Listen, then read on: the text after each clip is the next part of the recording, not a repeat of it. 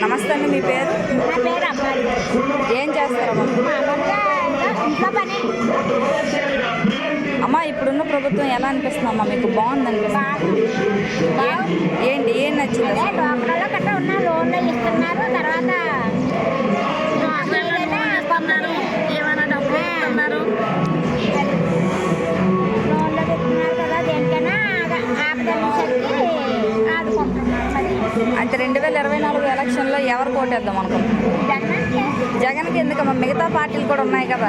అంటే ముందు అస్సాలు తెలిసిపోదు, తర్వాత ఇప్పుడు ఈయన వచ్చాక మరి బాగానే ఉంది కదా ప్రభుత్వం.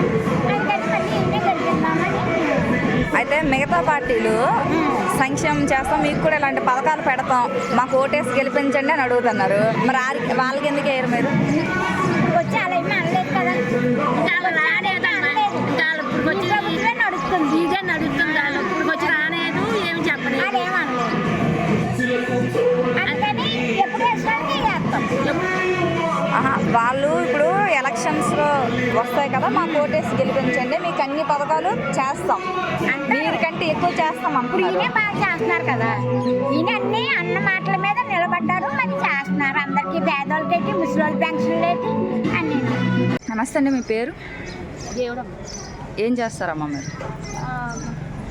పని చేసుకుంటున్నాము. ఏ ఏరియా అమ్మా మీరు?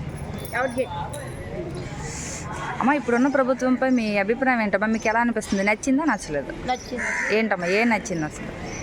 అదే అన్ని ఇస్తున్నారు కదా, బియ్యం ఇస్తున్నారు, మరి ఏదో ముసలి ఏదో మరి పింఛన్ ఇస్తున్నారు, ఏదో సాయం. అదే సాయం అమ్మా, ఇంకేం సాయం అంటే ఏం చెప్తాం చెప్పు.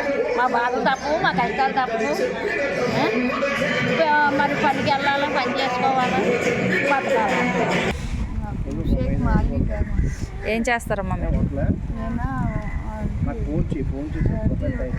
వంట పనులు అపార్ట్మెంట్లో